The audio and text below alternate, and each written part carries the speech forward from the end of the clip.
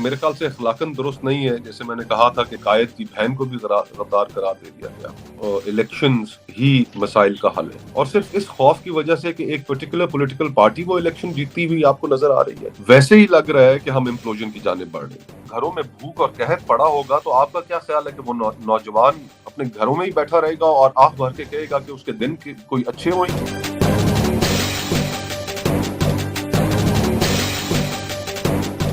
بسم اللہ الرحمن الرحیم. السلام علیکم پاکستان اور دیگر ممالک میں میرا پروگرام دیکھنے والوں کا بہت بہت شکریہ. ناظرین, آپ کے کامنٹس کا بہت شکریہ, آپ کی کرٹیسزم کا بھی بہت بہت شکریہ. اور جیسے کہ میں نے ایک نیا طریقہ شروع کیا ہے, میں ایک گیسٹس کو بلاتا ہوں, اور آج کے میرے بہت ہی مشکل سے ہاتھ آنے والے مہمان ہیں مصطفیٰ نواز کھوکر. مصطفیٰ, ویلکم ٹو دا پروگرام. بہت بہت شکریہ جی. ناظرین, مصطفیٰ نواز کھوکر کو آپ جانتے تو ویسے ہوں گے, بڑے ایمیننٹ پولیٹیشین ہیں, بہت چوٹی کے پولیٹیشین رہے پیپلز پارٹی کے اندر. لیکن تھوڑا سا میں ان کا بیک گراؤنڈ دے دوں کہ یہ سینیٹر رہے ہیں 2018-22 سے, پرائم منسٹر کے 2011-12-13 میں یہ ان کے اسپیشل اسسٹنٹ بھی رہے ہیں, اور اسپوکسمین رہے ہیں پارٹی چیئرمین کے زرداری صاحب کے اور بلاول کے. اور پھر ایک دم انہوں نے اسپوکسمین شپ ختم کر دی, ادھر سے ریزائن کر دیا, چھوڑ دیا. پھر انہوں نے سینٹ سے ریزائن کر دیا, پھر انہوں نے پارٹی چھوڑ دی. تو میں مصطفیٰ بیک ٹو یو. تو مصطفیٰ صاحب, کیا ہوا, واٹ ہیپنڈ؟ اس پہ میں کو بہت زیادہ ڈیٹیلز میں نہیں جانا چاہوں گا. ایک بہت اچھا وقت گزرا پاکستان پیپلز پارٹی کے ساتھ, اور انہوں نے مجھے سندھ سے سینیٹر بھی الیکٹ کروایا. کچھ چیزوں کے اوپر بن نہیں پائی, اور بس وقت گزر گیا, اور کچھ چیزیں جو میں جن کے اوپر سمجھتا تھا کہ اظہار رائے ضروری ہے وہ میں اظہار رائے کرتا رہا, اور بس اس کے بعد جو ہوا سو ہوا. So, really, یہ not for any مرچ مسالہ, بٹ یہ ایک بہت امپورٹنٹ ایسپیکٹ ہے آپ کے پولیٹیکل کیریئر کا, اور ایک سیاستدان کے پولیٹیکل کیریئر کا, کہ جو اپنی ایک بڑی بنی بنائی ایک جگہ جو تھی ایک پارٹی میں, بڑی پری ایمیننٹ پوزیشن تھی, اس کو اس نے ایک قسم کا ان اے وے سیکریفائس کیا, بیکاز آپ سمجھتے تھے کہ چیزیں نہیں ہو رہی. تو یہ ذرا ہم اپنی سیاست میں عام طور پر دیکھتے نہیں ہیں. تو اس لیے میں ذرا چاہوں گا کہ آپ تھوڑا سا کچھ وجوہات ایسی بتائیں جس کی وجہ سے یہ ہوا. حیدر بھائی, ایک ہمارے ہاں بڑی جس طرح بہت سی چیزیں ڈیٹیریٹ ہوئی ہیں, اس طرح سیاست بھی ڈیٹیریٹ ہوئی ہے, اور اس میں عموماً یہ دیکھا جاتا ہے کہ لوگ پولیٹیکل پارٹیز میں ہوتے ہیں اور وہاں پر بس مدح سرائی کرتے ہیں ہر وقت, اور جیسے ہی وہ پولیٹیکل پارٹی سے ان کا تعلق ختم ہوتا ہے تو پھر اس کے بعد ایک کرٹیسزم کی براش ہوتی ہے جو وہ ان اپنی سابقہ پارٹیز پہ لانچ کر دیتے ہیں. تو ایسا میرے خیال سے اخلاقاً درست نہیں ہے. جیسے میں نے کہا تھا کہ ایک اچھا وقت گزرا ہے ان کے ساتھ. جو وجوہات جو پبلک نالج میں ہیں وہ یہی تھیں کہ جب سے پی ڈی ایم کی حکومت آئی, حکومت آنے کے بعد جو پولیٹیکل وکٹمائزیشن ہوئی, میں اس کو ٹھیک نہیں سمجھتا تھا. اس لیے ٹھیک نہیں سمجھتا تھا کہ 90 کی دہائی ہم نے دیکھی ہے جس میں پولیٹیکل وکٹمائزیشن عروج پہ رہی. مسلم لیگ نون اور پیپلز پارٹی ایک دوسرے کے ساتھ جو کرتے رہے وہ ایک تاریخ کا حصہ ہے, اور پھر اس کے نتیجے میں جو ہوا وہ بھی ہمارے سامنے ہے. اور خصوصاً جو پچھلا یہ جو 3-4 سال گزرے, جب ہمارا مقدمہ ہی یہ تھا کہ ہمارے ساتھ بھی پولیٹیکل وکٹمائزیشن ہو رہی ہے, تو پھر ہم کیوں جب ایک چیز سے گزرے ہیں تو ہم کیوں کسی کے ساتھ ایسا کریں. اور پھر جو کہانیاں سامنے آئیں, جو کچھ ہوا اپوزیشن کے لوگوں کے ساتھ, پی ٹی آئی کے لوگوں کے ساتھ, تو اس میں میرا موقف یہی تھا کہ اور اب بھی ہے کہ سیاسی حکومتوں کا تو صرف چہرہ ہوتا ہے, اور ان کا کندھا استعمال کیا جاتا ہے. تو ہمیں ہرگز اپنا کندھا نہیں پرووائڈ کرنا چاہیے. ہمارے کولیگز ہیں, ہمارا ان سے اختلاف ضرور ہے, ہم سیاسی مخالف ضرور ہیں, لیکن سیاسی دشمن نہیں ہے. اور اگر ماضی میں ہمیں پی ٹی آئی کی جانب سے سیاسی دشمن سمجھا گیا ہے, اور ہمارا یہ مقدمہ رہا ہے کہ ہمارے ساتھ پولیٹیکل وکٹمائزیشن ہوئی ہے, تو ہمیں تو پھر قطعاً اس پاس پہ دوبارہ نہیں چلنا چاہیے، بلکہ ہمیں پولیٹیکلی مقابلہ کرنا چاہیے، بجائے اس کے کہ ہم ان ہتھ کنڈوں میں پڑ جائیں جن ہتھ کنڈوں کی وجہ کے وکٹمز ہم آج دیکھ رہے ہیں، کہ جن کا بہت سارا تعلق پی ٹی آئی سے ہے، اور تو یہ وجوہات تھیں شاید جو پسند نہیں کی۔ مرزا آپ کا ہیومن رائٹ کا جو بیک گراؤنڈ ہے اس کی وجہ سے آئی کین انڈرسٹینڈ کہ یہ آپ نے خاص طور پہ جو ٹارچر وغیرہ ہوا ہے آپ اس کے خلاف تھے۔ مصطفیٰ، یہ پاکستان کی جو سیاست کا مسئلہ ہے یا گورننس کا مسئلہ ہے، اب کہتے ہیں جی پاکستان میں غربت بہت ہے۔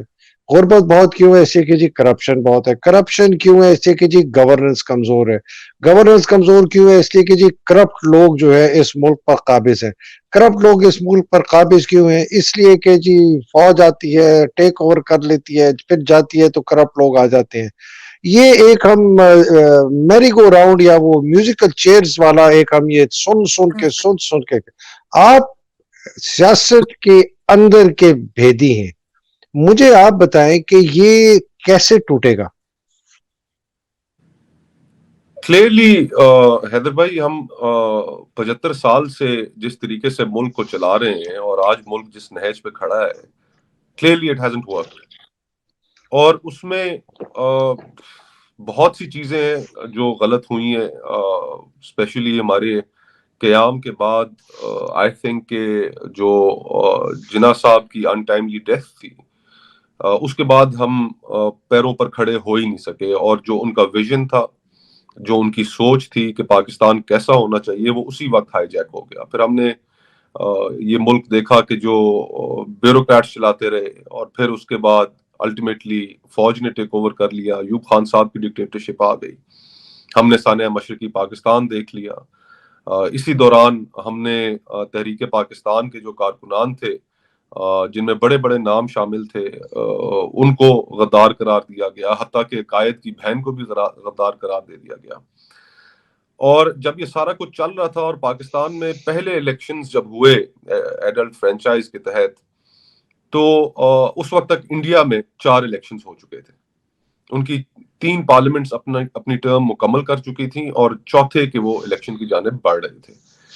تو کلیئرلی ہمارا جو پاس تھا وہ ہائی جیک کر لیا گیا، ویژن ہائی جیک کر لیا گیا، اور اس کے بعد ہم کبھی پٹڑی پہ چڑھ ہی نہیں سکے۔ اور آج بھی جو ہمارے پہلے دن کی جو پرابلمز تھیں، وہ پرابلمز آج بھی وہی ہیں، کہ ایلیفنٹ ان دا روم، اس کے اوپر ہم بات کرنے کے لیے تیار نہیں ہیں۔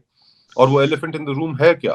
وہ اسٹیبلشمنٹ کا رول ہے پاکستان کی پالیٹکس کے اندر، اور اسپیشلی جو ہماری لاسٹ 4 اور 5 ڈیکیڈز رہی ہیں یو ایس ایس آر کی انویژن کے بعد، اس میں ہمارا جو تشخص ہے، جو ریاست کی ایتھوس ہے، وہ اس طرح ابھر کر سامنے آئی جیسے کہ ہم ایک سیکیورٹی اسٹیٹ ہیں۔ اسی طرح ہم فنکشن کرتے رہے، پولیٹیکل گورنمنٹس کو ایٹ ویم ڈسمس کیا جاتا رہا۔ کسی وزیر اعظم کو، یہ بھی آپ دیکھیں کہ تاریخ کا کیسا جبر ہے کہ کوئی وزیر اعظم آج تک پاکستان میں اپنی ٹرم مکمل نہیں کر سکا، اور پھر الٹیمیٹلی آج ہم جس نہج پہ کھڑے ہیں، یہیں پر پہنچنا تھا، ہم کہاں جاتے؟ اور وہ ایک مرفیز لا ہے کہ if anything can go wrong, it will eventually go wrong. So there's so many things that have gone wrong in Pakistan without any course correction. اور اب ہم چیزوں کے جو لاجیکل نتائج ہیں، ہم وہاں تک پہنچ گئے ہیں۔ یعنی کہ جب کابینہ کے ممبران یہ کہیں، کل کی سٹیٹمنٹ ہے غالباً خواجہ آصف صاحب کی، کہ جس میں انہوں نے کہا کہ پاکستان تو ڈیفالٹ کر چکا ہے، تو اب اس اکنامک کلیپس کے ساتھ جو ہمارا سیاست کا جو کلیپس ہوا، وہ تو سب کے سامنے ہی ہے، لیکن اب اکنامک کلیپس کے ساتھ خدا نخواستہ ہم ایک ایسی ڈائریکشن میں، حیدر بھائی، میں سمجھتا ہوں کہ چلے جائیں گے کہ جہاں سے امپلوژن والی کیفیت ہم سے دور نہیں رہ جائے گی۔ اور ہم سری لنکا نہیں ہے، پاکستان میں بہت ساری فالٹ لائنز ہیں، ایتھنک فالٹ لائنز ہیں، یہاں پر وائلنٹ ملیٹنٹ آرگنائزیشنز موجود ہیں جو اس ساری صورتحال کا فائدہ اٹھا کر اور کیوس میں اضافہ کر سکتی ہیں۔ تو ہم بہت ایک مشکل وقت میں پاکستان کھڑا ہے، اور انفارچونیٹلی ابھی بھی ہم ان چیزوں کو ایڈریس کرنے میں شاید سنجیدہ نہیں ہیں کہ جن کو ایڈریس کر کے ہم پاکستان کو دوبارہ آن ٹریک ڈال سکتے ہیں. مصطفیٰ یہ میں نے ایک نیچے بینر لگایا ہوا ہے فری ڈیموکریٹک پاکستان آزاد جمہوری پاکستان. یہ ایک ہماری خواہش ہے. آپ نے بالکل بیان بہت صحیح طریقے سے کیا کہ ہمارا مسئلہ کیا ہے. سوال پھر سے دہراتا ہوں کہ اس سے ہمیں باہر نکلنے کا طریقہ کیا ہے؟ حیدر بھائی الفاظ کے گورکھ دھندے میں آپ کو الجھا سکتا ہوں. نہیں وہ نہ الجھائیں. میں خوبصورت چکنی چپڑی باتیں کر سکتا ہوں اور ان کے ذریعے ایک فالس ہوپ کریٹ کر بھی سکتا ہوں. وکیل ہوں, تھوڑا بہت ان چیزوں کا آرگیومنٹس کا دلائل دینے کا وہ ایک تجربہ بھی ہے. لیکن میں یہ سمجھتا ہوں کہ عوام سے ہمیں سچ بولنا پڑے گا. اور پہلا سچ یہ ہے کہ یہ ایک لمبا پروسیس ہوگا ریکوری کا. پاکستان کو اس مقام سے اگر ہم سنجیدہ ہیں یہاں سے ریسکیو کرنے میں, پہلی چیز تو یہ ہے کہ کیا ہم سنجیدہ ہیں یا نہیں ہیں. بفرض محال پاکستان کے تمام سٹیک ہولڈرز اس بات پہ تیار ہو جاتے ہیں, اس کی پولیٹیکل پارٹیز جو یہاں پر موجود ہیں, جو آج ایک دوسرے کے ساتھ ایک میز پہ نہیں بیٹھ سکتی, لیکن وہ طے کر لیتی ہیں کہ نہیں ہم پاکستان کے لیے ایک میز پہ بیٹھتے ہیں. اسٹیبلشمنٹ اپنے کانسٹیٹیوشنل رول تک محدود ہونے کا فیصلہ کر لیتی ہے. تو اس کے باوجود پاکستان کی جو ریکوری ہے, پاکستان کو جو ریسکیو کرنا ہے, it's not going to be easy. یہ ایک لانگ پروسیس ہوگا. یہ کم از کم 5 سے 7 سال کا پروسیس ہوگا. ایک پینفل ریکوری ہوگی جس میں ہمیں سخت معاشی فیصلے بھی کرنے پڑیں گے. تو کیا ہم اس کے لیے تیار ہیں؟ اور اگر ہم نہیں تیار, ابھی بھی انٹرسٹ گروپس کی جو پالیٹکس ہے یا ان کا جو ہولڈ ہے پاکستان کی اکانومی کے اوپر, اگر ہم ابھی بھی اس کو کال آؤٹ نہیں کریں گے, کرٹیل نہیں کریں گے, ایک عام آدمی کے لیے پاکستان کی اکانومی کو بہتر بنانے کی صحیح معنوں میں کوشش نہیں کریں گے, اس ملک کے اندر رول آف لا نہیں لے کر آئیں گے. اب یہ کوئی حال ہے کہ جس طریقے سے آڈیو ٹیپس آ رہی ہیں اس ملک کی سب سے بڑی عدالت کے معزز جج صاحبان کی, تو اس ساری صورتحال میں ہمیں پہلی چیز تو یہ ہے کہ ہم اکٹھے بیٹھ پائیں گے نہیں بیٹھ پائیں گے. ہم معاملات کی جو سنجیدگی ہے, جو کرائسس کی گریوٹی ہے, اگر ہم اس کو ریکگنائز ہی نہیں کریں گے تو پھر ٹھیک ہم کہاں سے ہوں گے. Thank you. مصطفیٰ 2 سوال اٹھتے ہیں آپ کی اس بات سے کہ ایک ہے کہ آیا فری اینڈ فیئر الیکشن اور ایک نمائندہ حکومت لازم ہے ایز اے پہلا قدم. دوسرا سوال آپ سے یہ ہے کہ جب وہ ایک نمائندہ حکومت آتے جو مرضی آ جائے, میں کہتا ہوں جگتو فرنٹ آ جائے کیرالہ سے, جو مرضی آئے, کیا ہمارے اداروں کا ریفارم بالکل لازم ہے؟ بیکاز جن کی وجہ سے ہم یہ 70-75 سال لٹ گئے. یہ 2 سوال ہے آپ سے. حیدر بھائی اس کے بارے میں تو کوئی دوسرا جواب ہی نہیں ہے کہ الیکشنز ہی مسائل کا حل ہے. اب اس میں وہ ایک 2 سیئنگز ہیں. ایک اس وقت ہم جتنے پولیٹیکلی ڈیوائڈ ہو چکے ہیں, جتنی سوسائٹی ہماری پولرائزڈ ہے, تو وہ ایک صاحب نے کہا تھا, امریکن فارمر پریزیڈنٹ تھے غالباً, انہوں نے کہا تھا کہ elections are the surest arbiter of disputes amongst free men. تو جو ہمارے معاشرے کے اندر جو بھی ڈویژنز ہیں, جو بھی پولرائزیشن ہے, اس کا حل صرف الیکشنز ہے. اور پاکستان کے لیے جو وے فارورڈ ہے وہ بھی ڈیموکریٹک پاتھ ہے, اس میں تو کوئی دو رائے ہی نہیں ہے. لیکن المیہ آپ یہ دیکھیں کہ اس وقت پاکستان میں الیکشنز سے کیوں بھاگا جا رہا ہے. جو حکومت میں موجود جماعتیں ہیں اس وقت, ان کی ایک تاریخ ہے اور وہ کلیم کرتی ہیں کہ ان کا کانسٹیٹیوشن بنانے میں ڈیموکریسی کے لیے ایک بڑی جدوجہد ہے. اور تاریخ کا یہ ایک اور المیہ آپ دیکھیں کہ آج وہ تمام جماعتیں یک زبان ہو کر کہہ رہی ہیں کہ نہیں, الیکشنز اگر ڈیلے ہو جائے تو کوئی فرق نہیں پڑتا. یعنی کہ آپ تو ہمیشہ اس چیز کے دائی رہے کہ الیکشنز جو ہیں وہ فری اینڈ فیئر ہونے چاہیے. اور آج کس طریقے سے آپ یہ کہہ رہے ہیں اور کہتے ہوئے آپ یہ سوچ بھی نہیں رہے کہ یہ کتنی ان ڈیموکریٹک بات ہے جو آپ کر رہے ہیں کہ پارلیمنٹ کو ہم ایکسٹینڈ کر دیں گے. کون سے الیکشن؟ اور صرف اس خوف کی وجہ سے کہ ایک پرٹیکولر پولیٹیکل پارٹی وہ الیکشن جیتتی ہوئی آپ کو نظر آ رہی ہے.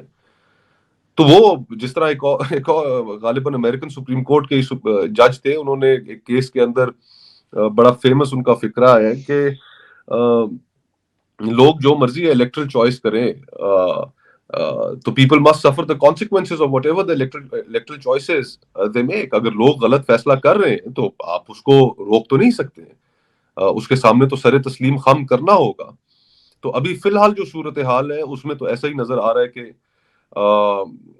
حکومت الیکشنوں سے بھاگ رہی ہے اور الیکشنز نہ کرانے کے لیے وہ کوئی بھی غیر آئینی حربہ جو ہے اس کو استعمال کرنے پہ تیار ہوتے ہوئے نظر آ رہے ہیں, جو کہ ایک غیر جمہوری رویہ ہے. اور اس سے پاکستان کو مزید نقصان ہوگا, پولیٹیکل پروسیس کو نقصان ہوگا. الیکشنز ہونے چاہیے. 2 پروونشل اسمبلیز جو ہیں وہ کانسٹیٹیوشنل طریقے سے ٹوٹی ہیں پاکستان میں, پنجاب کی اور خیبر پختونخوا کی. وہاں پر فوراً الیکشنز ہونے چاہیے, کوئی دو رائے نہیں ہے. اور ملک کے مسائل کا حل بھی ڈیموکریٹک پاس میں ہے. اس میں تو کوئی گنجائش ہی دوسرا نہیں سوال ذرا پینٹ کرتے ہیں, اسی پہ ذرا تھوڑا سا ایک آپ ڈیٹیل بتائیے. اگر نہیں ہوتے الیکشن اور کوئی بھی یہ قانونی یا آئینی حربے یا کوئی اور حربے استعمال کر کے ایکسٹینڈ کرنے کی کوشش کرتے ہیں, آپ یہ کہیں حیدر بھائی غیر قانونی حربے اور غیر آئینی حربے استعمال کر کے ایکسٹینڈ کرنے کی کوشش؟ ہاں, غیر قانونی اور غیر آئینی حربے, لیکن ان کو لبادہ یا انہوں نے جو غلاف اڑایا ہوا ہے وہ کوئی قانون کا سہارا لیں گے, کوئی گھسے پٹے کوئی لائر کو لا کے کوئی انٹرپریٹیشن کرا کے کچھ کریں گے نا اسی طریقے سے, یا پھر کھلی بدماشی ہوگی. تو اگر یہ ہوا تو کیا دیکھتے ہیں آپ کی سیاسی بصیرت کیا کہتی ہے کہ حالات کہاں جائیں گے پھر؟ پولیٹیکل انسٹیبلٹی پاکستان میں مزید بڑھے گی, اور اکنامک اسٹیبلٹی, آپ کو کوئی اس میں بہت بڑا سائنسدان ہونے کی ضرورت نہیں ہے کہ اکنامک اسٹیبلٹی تو اس وقت تک کسی بھی ملک میں کسی بھی معاشرے میں نہیں آ سکتی جب تک پولیٹیکل اسٹیبلٹی نہیں ہوگی. اس سے پولیٹیکل انسٹیبلٹی مزید بڑھے گی. مزید پاکستان کے اندر جو اس وقت ایک فضا ہے وہ مزید تلخ ہوگی.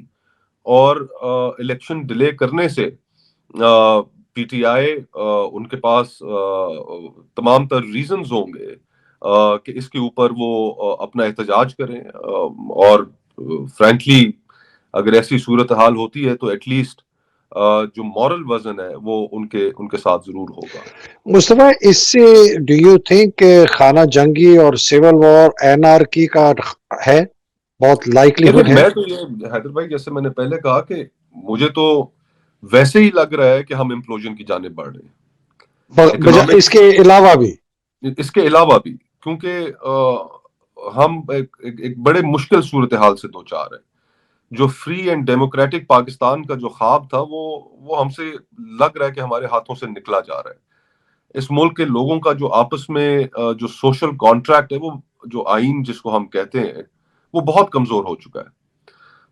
ہم کچھ دوستوں نے مل کے ایک ری امیجننگ پاکستان کے حوالے سے ایک سیمینارز کی ہم سیریز کر رہے ہیں. مختلف پروونشل کیپٹلز میں جا رہے ہیں, کوئٹہ اور پشاور ہم کر چکے ہیں. اور میری جو ذاتی مشاہدے میں جو ایک چیز آئی ہے حیدر بھائی, اور جو میں آپ کے ساتھ اور آپ کے ویورز کے ساتھ شیئر کرنا چاہوں گا, کہ مجھے ایسے لگتا ہے کہ اب گوادر میں, پشین میں, لاہور میں, لاڑکانہ میں, پشاور میں, گلگت میں بیٹھے ہوئے لوگوں کا جو آپس میں جو باہمی تعلق تھا وہ کافی حد تک ختم ہو چکا ہے. اور اس موقع پر وہ آئین, وہ سوشل کانٹریکٹ جس نے افراد کو اور اس ملک کی اکائیوں کو باندھ کے رکھا ہوا ہے اور جو بہت سیویئرلی انڈر اسٹریس ہے, اس کو اگر یہ ساری جماعتیں مل کے الیکشنز ڈیلے کرنے کے لیے, ایک پولیٹیکل بینیفٹ حاصل کرنے کے لیے, پاور پالیٹکس کی خاطر اگر اس کو قربانی چڑھا دیں گے تو وہاں سے پھر چیزوں کو ریسکیو کرنا بہت مشکل ہو جائے گا. That's what I think. یا Mustafa, because you are an insider اور سیاست آپ نے 14-15 سال میرے خیال سے زیادہ بھی کی ہے. تو ہیئرنگ فرام یو اسکیری. میرے جیسا بندہ باہر بیٹھا نا تو ایک سائڈ لائن سے کہتا ہے کہ جی امپلوژن ہوگا, ایکسپلوژن ہوگا, but hearing from you is very scary. No, I'm sorry, یہ میں آپ کو پہلے بھی کہا کہ میں امید نہیں دلا سکتا. جو چیز میں سمجھ رہا ہوں, جس طریقے سے میں حالات کو دیکھ رہا ہوں, یہ میرا تجزیہ ہے. کوئی اس سے اگری کرے نہ کرے, ان کو مکمل اختیار رہے, لیکن ایٹ لیسٹ جو میں فیل کر رہا ہوں وہ تو یہی ہے جو میں آپ کے پروگرام میں بیان کر رہا ہوں. مصطفیٰ یہ بتائیے, اب آ جاتے ہیں دوسرے سوال پہ. ایک پرسیپشن ہے جس کے اندر بہت زیادہ ریالٹی بھی ہے کہ پاکستان کے اندر 3-4 سٹیک ہولڈرز نے اس ملک کو تباہ کیا. سب سے اول فوج, چونکہ انہوں نے مارشل لاء لگائے اور حکومتیں سنبھالی. سویلین ادارے کمزور ہو گئے بیکاز وہ خود چلانا چاہتے تھے. دوسرے کرپٹ سیاستدان, جو کہ سیاستدان نہیں تھے, بیسکلی کاروباری تھے, اور انہوں نے سیاست کا خول اوڑھ کے سیاست میں آئے اور پیسہ کمایا. تیسرا گروپ تھا آپ کا جو عدلیہ ہے, جو کہ سب سے پہلی دیوار تھی آمریت کے خلاف, وہ لیٹ گئی. چوتھا ہے کاروباری, اور ان چاروں کا گٹھ جوڑ جو ہے, اس سے پاکستان کو انہوں نے ہاسٹیج لے لیا. تو سیاسی جماعتیں کلیپٹوکریٹک ہے, پلوٹوکریٹک ہے. آپ ایک سیاسی جماعت کا حصہ رہے. فوج عامر ہے, ساری طاقت ان کے پاس ہے, کوئی آئین کو نہیں مانتی, کسی قانون کو نہیں مانتی. عدلیہ کمزور ہے, کمپرومائزڈ ہے, بلیک میلڈ ہے.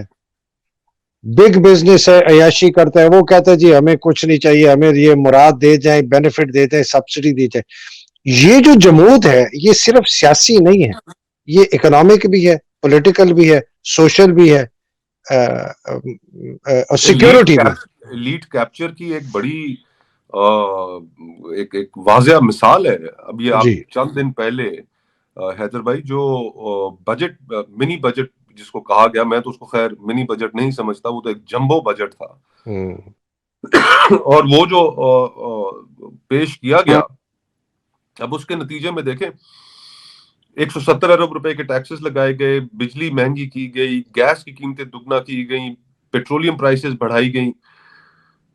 تو یہ اس سارے میں آپ کو کوئی یاد پڑتا ہے, یا مجھے آپ کریکٹ کیجئے, کہ ڈار صاحب کی تقریر کے اندر کوئی حکومتی اخراجات اشرافیہ کے اوپر, ان کے اخراجات کوئی کم کرنے کی کوئی بات آپ نے سنی؟ بنیادی دیکھیں ایشو تو یہ ہے کہ ہم ایسا ملک ہے کہ جو خرچہ زیادہ کرتا ہے اور جس کی آمدن کم ہے. تو آپ نے اگر اپنی معیشت سدھارنی ہے تو آسان سی بات ہے کہ آپ نے اپنے خرچے کم کرنے. آمدن آپ بھلے بڑھائیں نہ بڑھائیں, آپ کے اندر کیپیسٹی ہے نہیں ہے, اس کو آپ ایک لمحے کے لیے بھول جائیں. لیکن یہ سمجھنے کے لیے کہ آپ کو اپنے خرچے کم کرنے, کوئی آپ کو ہارورڈ یونیورسٹی سے کوئی اکانومی کے اندر پی ایچ ڈی ہونے کی ضرورت تو نہیں ہے. جی, تو سب سے بڑی چیز مصطفیٰ یہ ہے کہ ایلیٹ کیپچر ہے, سب سے بڑی طاقت بندوق کی ہے, نہیں, وہ لیکن نہیں حیدر چھوڑنا بھائی ابھی چاہتے. سوری ایک نقطہ میں مزید اس کی کنٹینیوشن میں کہنا چاہوں گا کہ اب اس کا نتیجہ کیا نکل رہا ہے اور کیا جی نتیجہ نکلنے جا رہا ہے. وہ نتیجہ میرے خیال میں یہ ہے کہ پاکستان کی جو مڈل کلاسز ہیں, مڈل کلاس جو ہے وہ مکمل طور پر وائپ آؤٹ ہو جائے گی.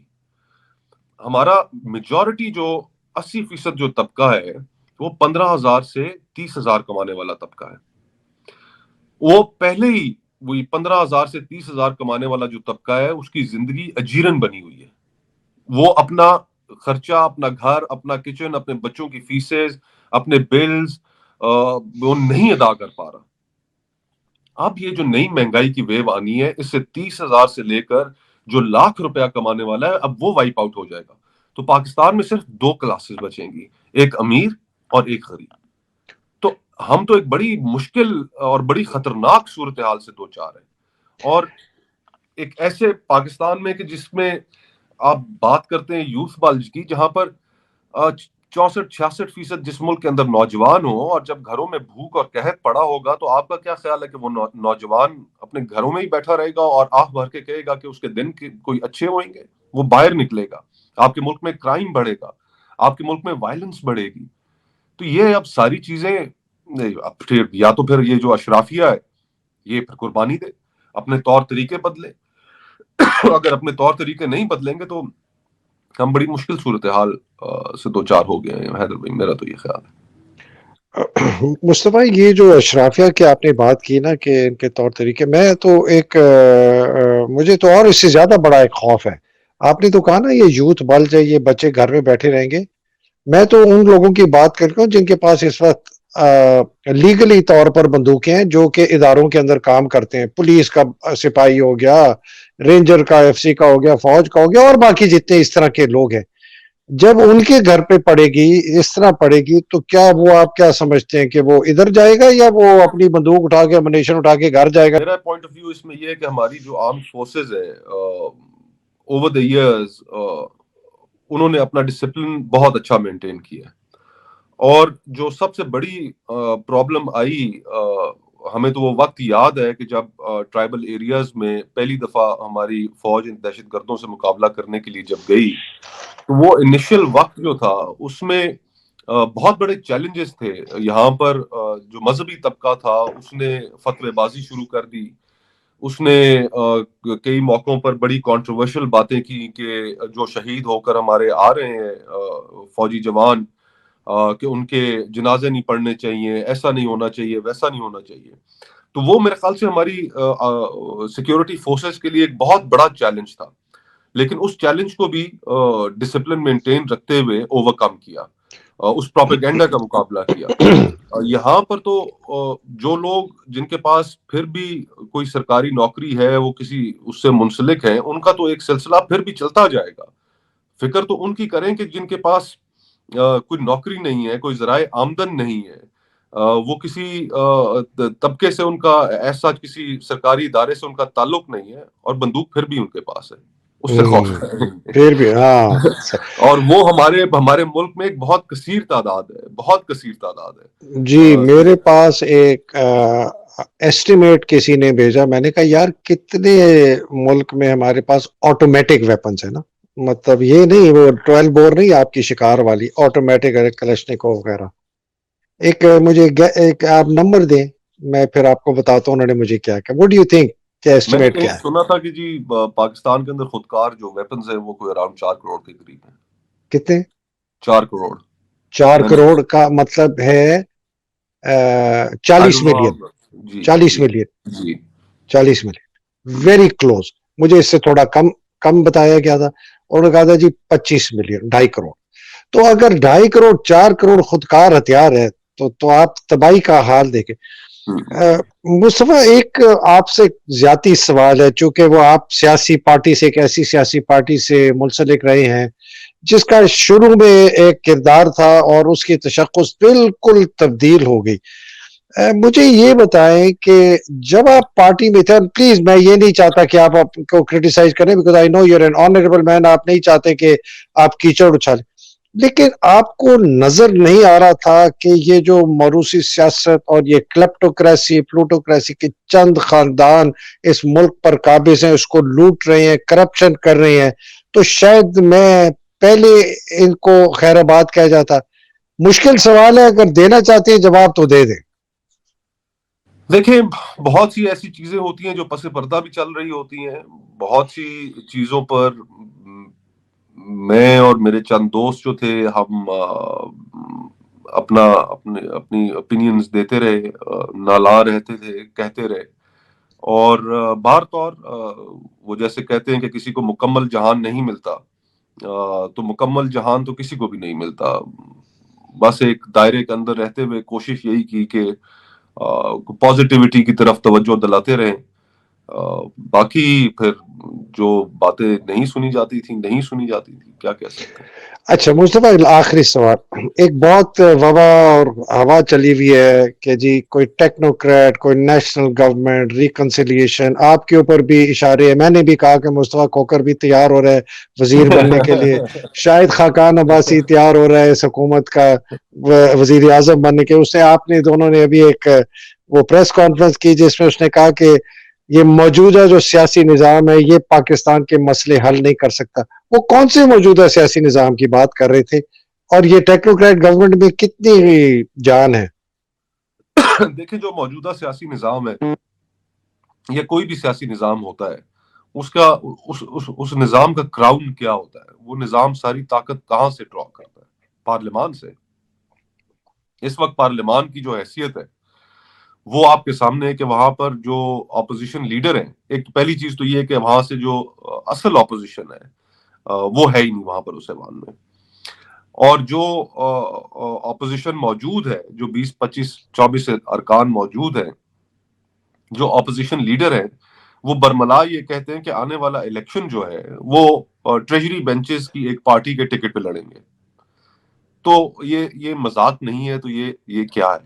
تو آپ اگر اس کو پارلیمان سمجھتے ہیں تو ضرور سمجھیے، لیکن میں تو اس کو ایک فعال پارلیمان نہیں سمجھتا۔ تو پہلی چیز تو یہ ہے۔ دوسرا، جہاں تک آپ نے تو یہ نظام جو تھا اس کو، اور پولیٹیکل پارٹیز کا جو نظام ہے کہ جہاں پر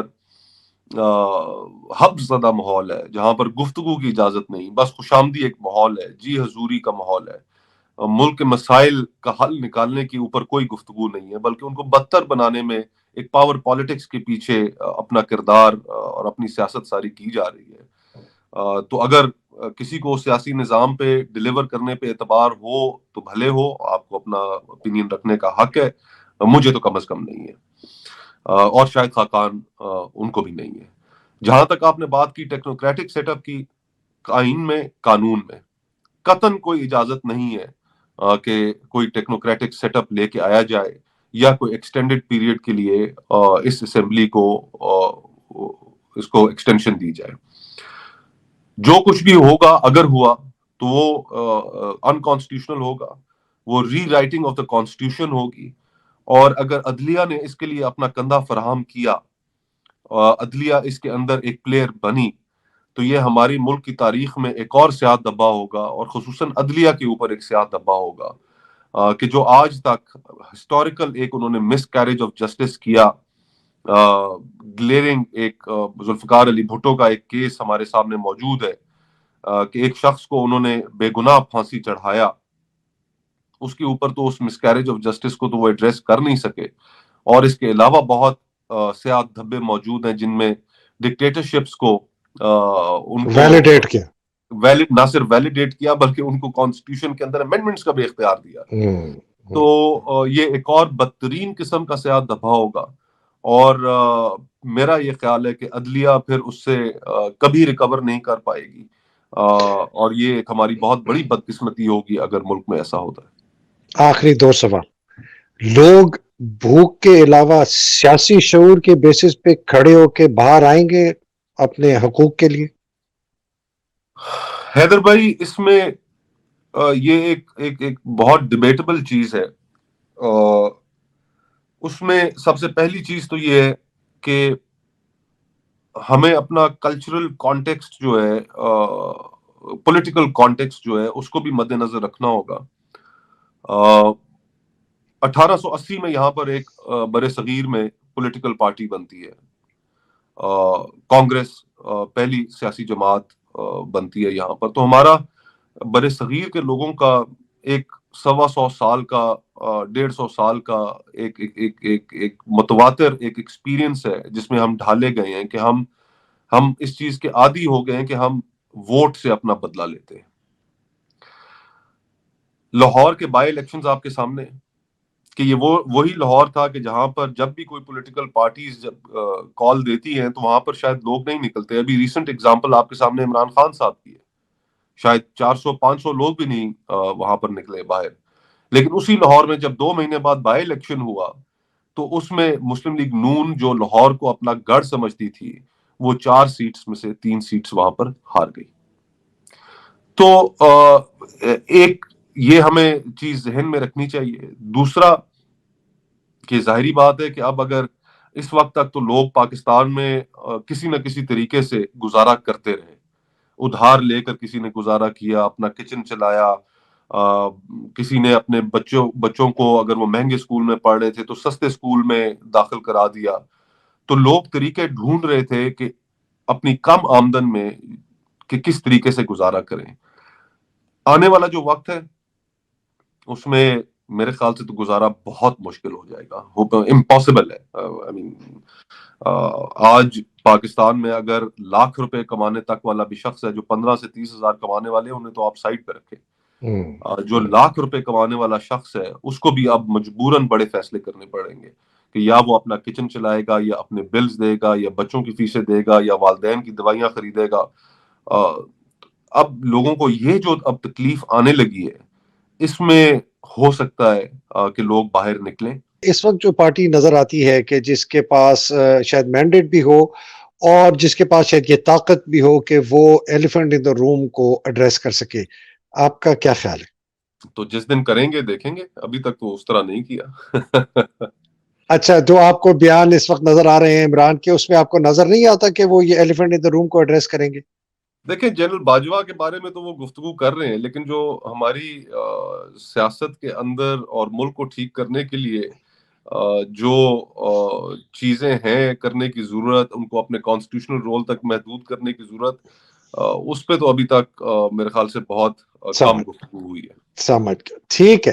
تو یہ آپ کی بات بالکل درست ہے کہ جب تک یہ کھل کے بات پبلکلی نئی ڈیبیٹ ہوگی، اس کے یو آر اسٹل، آپ سوال کا آپ کا نشان ہے کہ شاید ہماری پارٹیاں سیریس نہیں ہے اس کو ایڈریس کرنے. میرا خیال ہے ویسے سیریس ہیں، شاید وہ موقع اس وقت نہیں ہے وہ کرنے کے لیے.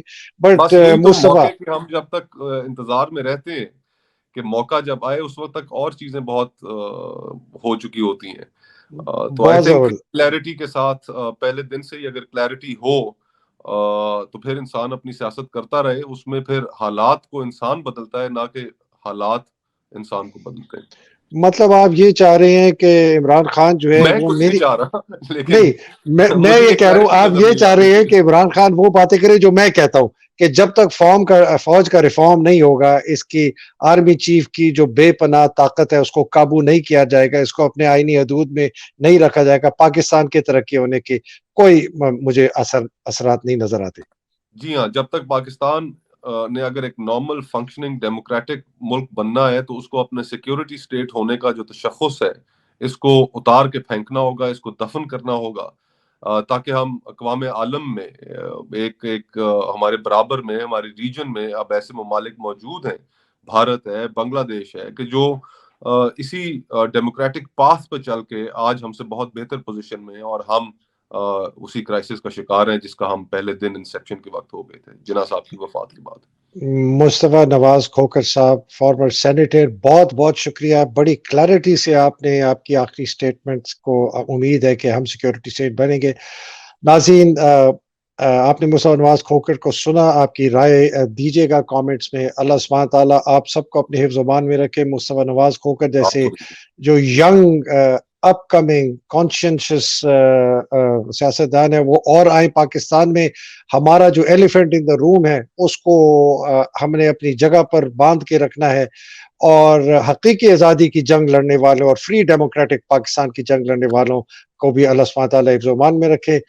پاکستان زندہ باد، پاکستان پائندہ باد. بہت شکریہ مصطفیٰ. بہت الہی شکریہ، آمین. بہت السلام تھینک یو. علیکم، خدا حافظ.